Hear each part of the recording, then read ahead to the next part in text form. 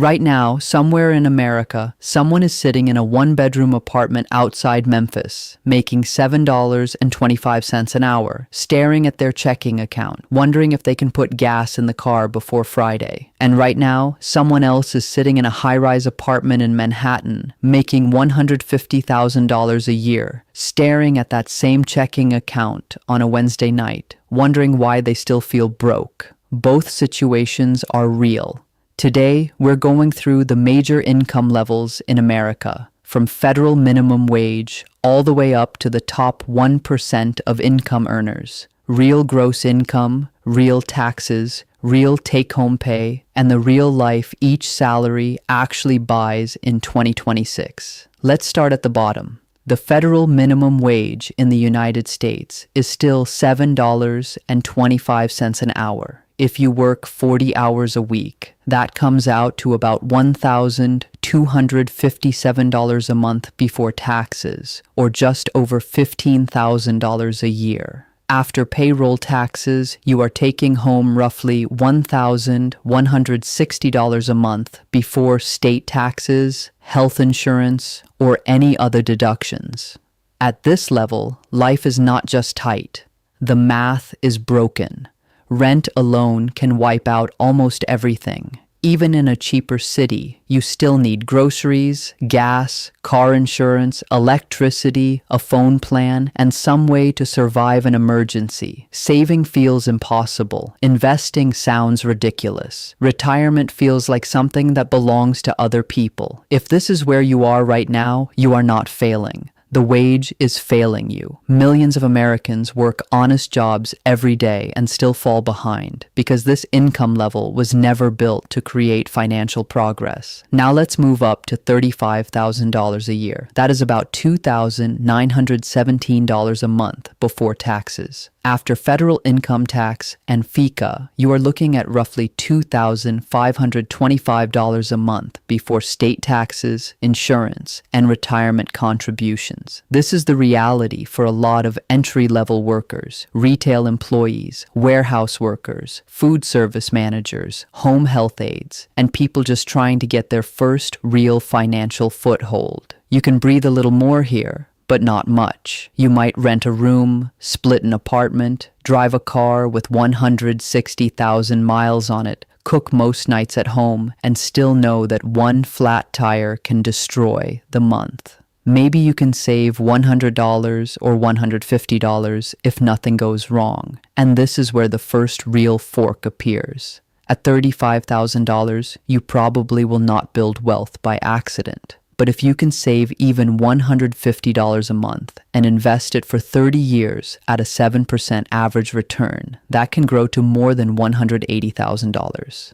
The people who escape this bracket are not always the ones who get a massive raise. Often, they are the ones who finally stop letting every dollar disappear before it has a job. Now jump to $50,000 a year. That is about $4,167 a month before taxes. After federal income tax and FICA, your take-home pay is around $3,530 a month before state taxes and deductions. At $50,000, life starts to feel normal. You can probably afford a modest apartment in many parts of the country. You can buy groceries without doing mental math on every item in the cart. You can fix the car without automatically putting the whole repair on a credit card. You can start building an emergency fund. But this is also where the lifestyle trap begins. This is the income where people start saying, I deserve it. A newer car, a better apartment, more takeout, more subscriptions, a vacation on a credit card, furniture on a payment plan.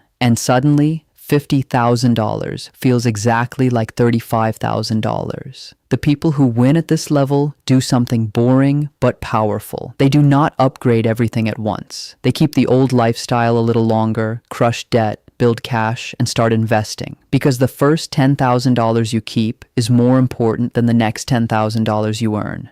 Now let's talk about $65,000 a year. This is close to the median full-time worker range in America. At $65,000, you are making about $5,417 a month before taxes. After federal income tax and FICA, you take home roughly $4,530 a month before state taxes, insurance, and retirement contributions. On paper, this is solid money. You are not rich, but you are no longer living on the edge in the same way. You can rent a decent place in many cities. You can save. You can invest. You can put money into a 401k. You can start thinking about a down payment. But America gets strange at this income. In one city, $65,000 feels stable. In New York, Los Angeles, Boston, Seattle, Miami, or San Francisco, it can still feel like you are barely middle class. A one-bedroom apartment can take $2,000, $2,500, even $3,000 a month. Add a car payment, insurance, student loans, groceries, health insurance, and child care, and a respectable income suddenly has no room left inside it. 30 years ago, this kind of income could build a stable middle-class life in a lot of America. Today, in many places, it is more like a comfortable survival income,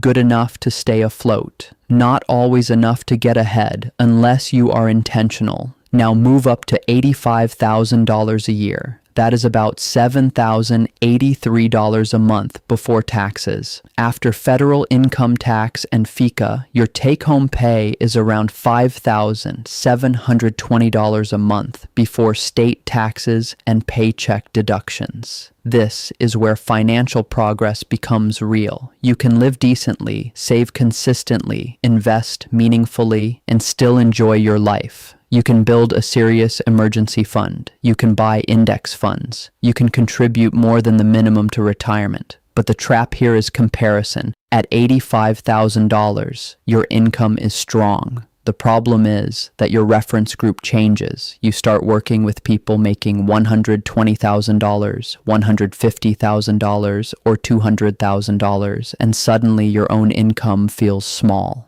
It is not small. You are just looking up the ladder. This is the level where people confuse comfort with failure. They are already doing better than a huge part of the country, but because someone else has more, they feel behind. If you stay disciplined at $85,000, this income can change your entire financial future. If you chase everyone above you, it can vanish like every other paycheck. Now we reach the famous number, $100,000 a year, the six-figure salary. For decades, Americans treated this number like the finish line. Make six figures and you made it. And yes, $100,000 is still strong money. But in 2026, it is not what people think it is. You are making about $8,333 a month before taxes. After federal income tax and FICA, you keep roughly $6,600 a month before state taxes, insurance, retirement contributions, and other deductions. In a low-cost area, this can feel excellent. In California, New York, Massachusetts, Washington, or any expensive metro area, it can feel surprisingly normal. This is where the biggest psychological mistake happens. People start living like they are rich before they actually own assets. A luxury SUV, a premium apartment, better restaurants, better trips, better clothes. Everything gets upgraded because now you are a six-figure earner. But income is not wealth. At $100,000, you have a powerful engine, but if every dollar is already promised to rent, payments, subscriptions, debt, and lifestyle, the engine is running while the car goes nowhere. The smartest people at this level use the six-figure income to buy freedom, not the appearance of freedom. Now let's move to $150,000 a year. This is serious high-income territory for an individual earner. You are making $12,500 a month before taxes. After federal income tax and FICA, your take-home pay is around $9,480 a month before state taxes, insurance, retirement contributions, and other deductions. This is strong money. You can invest heavily. You can max out retirement accounts. You can build a brokerage account. You can save for a house. You can live in a better neighborhood, travel better, eat better, and give yourself a level of breathing room most people never get.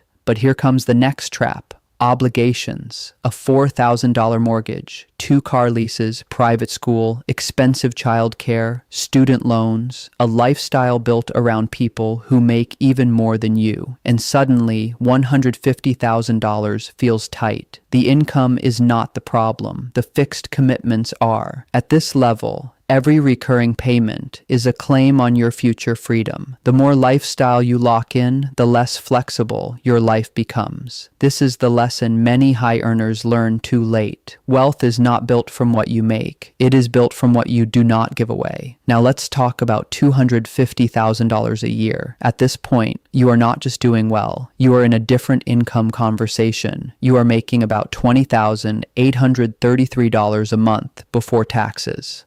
After federal income tax and FICA, you take home roughly $15,265 a month before state taxes, benefits, and planning.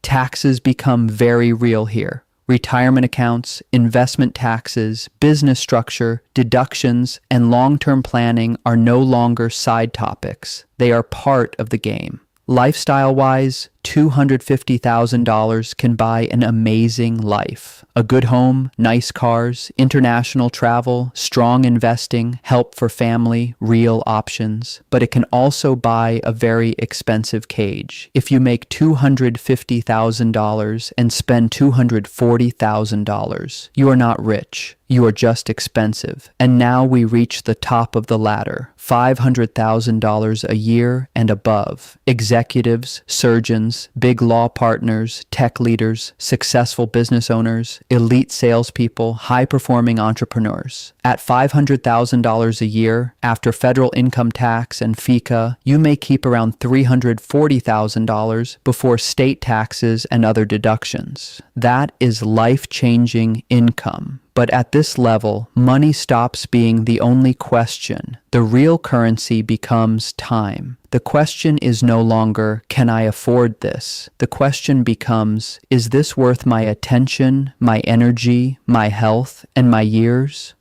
The biggest risk here is overconfidence. High earners often assume the income will last forever, so they spend like it will last forever.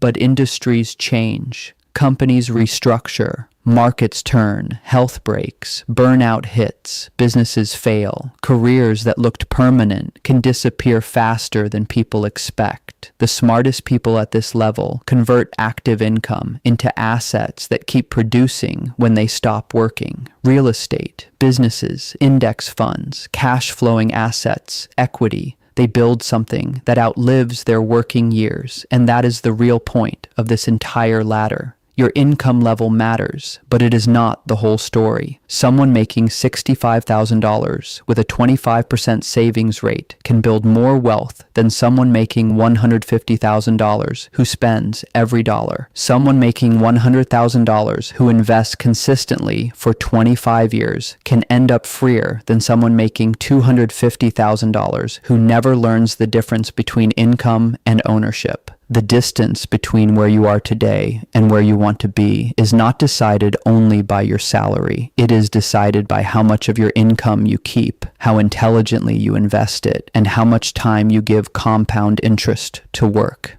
No matter which level you are on right now, the strongest move you can make is simple. Increase the gap between what you earn and what you spend. That gap is where debt disappears. That gap is where investing begins. That gap is where options are created. And eventually, that gap is where financial freedom lives. If this made you look at your income differently, subscribe to the channel and turn on the bell. Thanks for watching, and I'll see you in the next video.